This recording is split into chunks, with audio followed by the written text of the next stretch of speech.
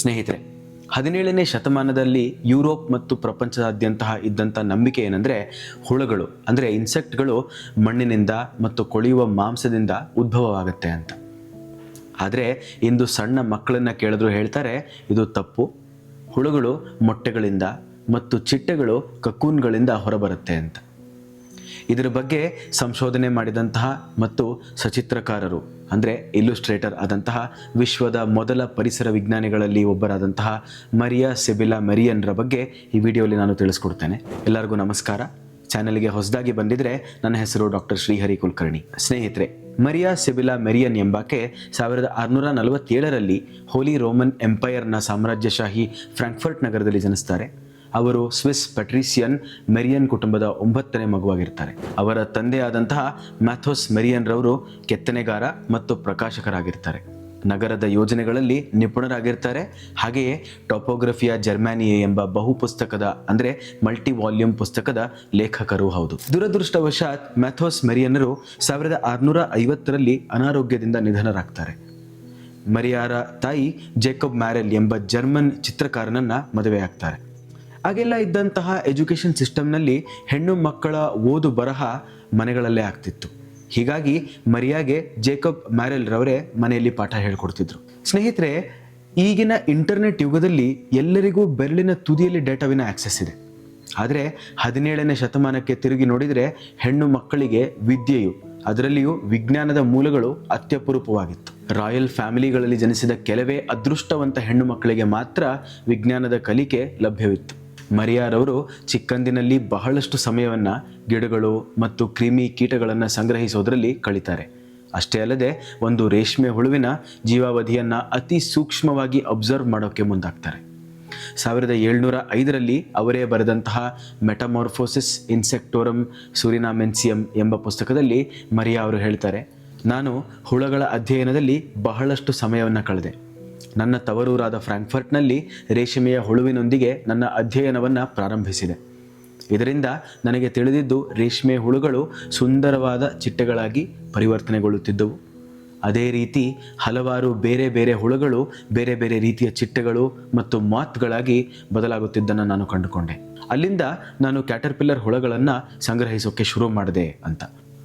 1665ರಲ್ಲಿ Maria ಅವರು ತಮ್ಮ ಮಲತಂದೆಯ ಬಳಿ ಸ್ಟೂಡೆಂಟ್ ಆಗಿದ್ದಂತಹ ಗ್ರಾಫ್ರನ್ನ ಮದುವೆಯಾಗಿ ನ್ಯೂರೆಂಬರ್ಗ್ ನಗರಕ್ಕೆ ಹೋಗ್ತಾರೆ. ತನ್ನ ಮಲತಂದೆ ಹೇಳಿಕೊಟ್ಟಂತಹ ಪೇಂಟಿಂಗ್ ಟೆಕ್ನಿಕ್ಗಳನ್ನು ಉಪಯೋಗಿಸಿ ಅಲ್ಲಿಯ ಹುಳಗಳ ಮತ್ತು ಗಿಡಗಳ ಚಿತ್ರಗಳನ್ನು ಬಿಡಿಸೋಕೆ ಶುರು ಮಾಡ್ತಾರೆ.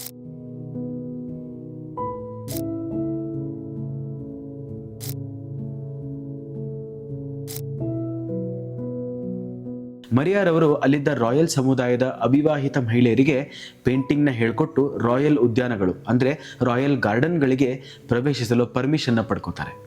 ಅಲ್ಲಿಯೇ ಬುಕ್ ಆಫ್ ಫ್ಲವರ್ಸ್ ಎಂಬ ಪುಸ್ತಕವನ್ನು ಬರೀತಾರೆ. ಮದುವೆಯ ನಂತರ ಮನೆ ಮಕ್ಕಳು ಅಂತ ಗೃಹಸ್ಥ ಜೀವನವನ್ನು ನಡೆಸೋ ಕಾಲದಲ್ಲಿ ಮರಿಯಾರವರು ವೃತ್ತಿಪರವಾಗಿ ಫೋಕಸ್ ಮಾಡುವ ಮೂಲಕ ಪ್ರಸ್ತುತ ಸಂಪ್ರದಾಯಗಳನ್ನು ಕ್ರಾಂತಿಕಾರಿ ವರ್ಚಸ್ಸಿನೊಂದಿಗೆ ಧಿಕ್ಕರಿಸಿದರು. ಅದ್ಭುತವಾದಂತಹ ಸಂಗತಿ ಏನಂತಂದರೆ 1679ರ ಹೊತ್ತಿಗೆ ಇನ್ನೂ ಚಿಕ್ಕ ವಯಸ್ಸಿನಲ್ಲೇ ತಮ್ಮ 2ನೇ ಪುಸ್ತಕವನ್ನು ಪಬ್ಲಿಷ್ ಮಾಡಿದರು. Caterpillars their wondrous transformations and peculiar nourishment from flowers ಎಂಬ ಪುಸ್ತಕದಲ್ಲಿ ಮರಿಹುಳುಗಳ ರೂಪಾಂತರದ ಬಗ್ಗೆ ವಿಶ್ಲೇಷಣೆಗಳನ್ನು ಜಗತ್ತಿಗೆ ನೀಡಿದರು. ಹುಳಗಳ ಬಗ್ಗೆ ಇದ್ದಂತಹ ವೈಜ್ಞಾನಿಕ ದೃಷ್ಟಿಕೋನವನ್ನು ಹೊಸ ದೆಸೆಗೆ ಕರೆದುಕೊಂಡು ಹೋದರು. ನಂತರ ಮರಿಯಾರವರು ಯುರೋಪಿನ ಸಂಸ್ಕೃತಿ, ವಿಜ್ಞಾನ ಮತ್ತು ವ್ಯಾಪಾರದ ರಾಜಧಾನಿಯಾದಂತಹ ಆಮ್ಸ್ಟರ್ಡ್ಯಾಮ್ಗೆ ಶಿಫ್ಟ್ ಆಗ್ತಾರೆ.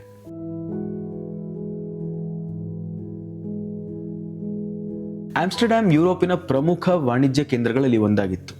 ಇದು ಪ್ರಪಂಚದಾದ್ಯಂತಹ ಸಂಪತ್ತು, ಐಷಾರಾಮಿ ಸರಕುಗಳ ವಹಿವಾಟಿನ ಜಾಗವಾಗಿತ್ತು. ಇಲ್ಲಿಗೆ ಬರುತ್ತಿದ್ದ ಕಮರ್ಷಿಯಲ್ ಶಿಪ್ಗಳು ಎಂದೂ ನೋಡಿರದ ಸಂರಕ್ಷಿತ ಪ್ರಾಣಿಗಳು, ಪಳೆಯುಳಿಕೆಗಳನ್ನು ಆಮ್ಸ್ಟರ್ಡ್ಯಾಮ್ಗೆ ತಂದು ತಲುಪಿಸ್ತಿದ್ವು. ಇದನ್ನು ನೋಡಿದಂತಹ ಮರಿಯಾರವರಿಗೆ ಇವುಗಳನ್ನು ಸಂಗ್ರಹಿಸುವುದಷ್ಟೇ ಅಲ್ಲ, ಇವುಗಳ ಬಗ್ಗೆ ಆಳವಾಗಿ ಅಧ್ಯಯನವನ್ನು ನಡೆಸುವಂತಹ ಇಂಟ್ರೆಸ್ಟ್ ಬಂತು. ತಮ್ಮ ಒಂದು ಪುಸ್ತಕದಲ್ಲಿ ಮರಿಯಾರವರು ಹೇಳ್ತಾರೆ, ಈ ಸಂಗ್ರಹಗಳಲ್ಲಿ ನಾನು ಅಸಂಖ್ಯಾತ ಕೀಟಗಳನ್ನು ಕಂಡುಕೊಂಡೆ. ಆದರೆ ಅವುಗಳ ಮೂಲ ಮತ್ತು ರೂಪಾಂತರದ ಬಗ್ಗೆ ತಿಳಿಯಬೇಕೆಂಬ ಆಸಕ್ತಿ ಇಲ್ಲಿಂದ ನನ್ನಲ್ಲಿ ಕಾಣಿಸ್ಕೊಂತು. ಇವೆಲ್ಲ ನನಗಿದ್ದಂತಹ ದೀರ್ಘಕಾಲದ ಕನಸನ್ನು ನನಸಾಗಿಸಲು ಪ್ರೇರೇಪಿಸಿತು. ನಾನು ಸೂರಿನಾಮ್ಗೆ ಪ್ರಯಾಣಿಸಲು ಪ್ರೋತ್ಸಾಹಿಸಿತು.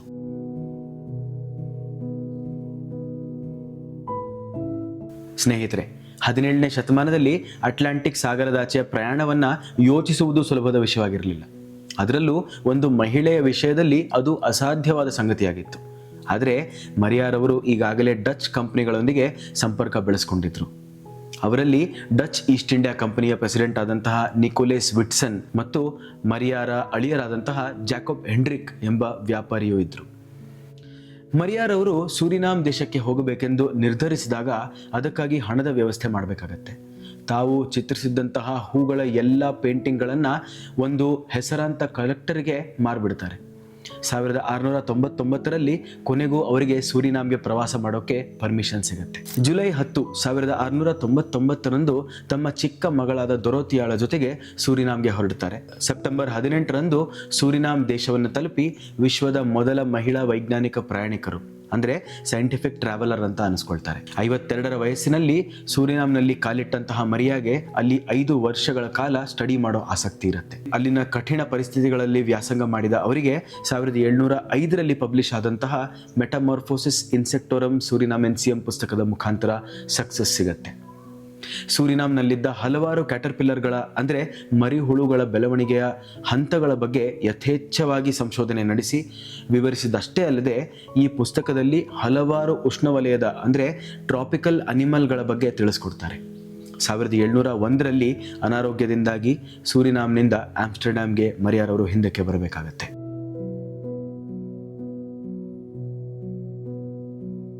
ಸ್ನೇಹಿತರೆ, ಮರಿಯಾರವರು ತಮ್ಮ ಕೃತಿಗಳಲ್ಲಿ ಹಲವಾರು ಯೂನಿಕ್ ಅಬ್ಸರ್ವೇಷನ್ಗಳನ್ನು ದಾಖಲಿಸಿದ್ದಾರೆ.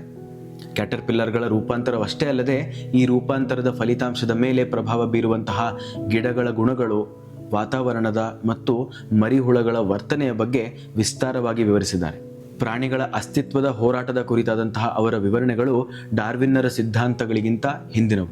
ಮರಿಯಾರ ಕೃತಿಗಳನ್ನು ಅನೇಕ ತಲೆಮಾರುಗಳ ಕಲಾವಿದರು ಕಾಪಿ ಮಾಡಿದ್ದಾರೆ, ಹಾಗೆ ಉಲ್ಲೇಖಿಸಿದ್ದಾರೆ ಕೂಡ. ಇಂದು ಹಲವಾರು ಸಸ್ಯಗಳಿಗೆ, ಪ್ರಾಣಿಗಳಿಗೆ ಮತ್ತು ಕೀಟಗಳಿಗೆ ಸೈಂಟಿಫಿಕ್ ನೇಮ್ಗಳಲ್ಲಿ ಅವರ ಹೆಸರನ್ನು ಇಟ್ಟಿದ್ದಾರೆ. ಸ್ನೇಹಿತರೆ, ಕೆಳವರ್ಗದ ಕುಟುಂಬದ ಮಹಿಳೆಯೊಬ್ಬರು ತಮ್ಮ ಕನಸುಗಳನ್ನು ಬೆನ್ನಟ್ಟಿ ದಾರಿಯುದ್ದಕ್ಕೂ ಅದ್ಭುತ ಆವಿಷ್ಕಾರಗಳನ್ನು ಮಾಡುವ ಈ ಕಥೆ ನಿಜಕ್ಕೂ ಸ್ಫೂರ್ತಿದಾಯಕವಾಗಿದೆ. ನಿಮಗೆ ಈ ಕಥೆ ಇಷ್ಟವಾಗಿದ್ದಲ್ಲಿ ಈ ವಿಡಿಯೋನ ಲೈಕ್ ಮಾಡಿ, ನಿಮ್ಮ ಅನಿಸಿಕೆಗಳನ್ನು ಕಾಮೆಂಟ್ ಬಾಕ್ಸ್ನಲ್ಲಿ ತಿಳಿಸ್ಕೊಡಿ, ವಿಡಿಯೋನ ಶೇರ್ ಮಾಡಿ. ಇನ್ನಷ್ಟು ಇಂಟ್ರೆಸ್ಟಿಂಗ್ ಕಥೆಗಳಿಗಾಗಿ ಚಾನೆಲ್ನ ಸಬ್ಸ್ಕ್ರೈಬ್ ಮಾಡಿ. ಮುಂದಿನ ವಿಡಿಯೋಲಿ ಸಿಗೋಣ. ನಮಸ್ಕಾರ.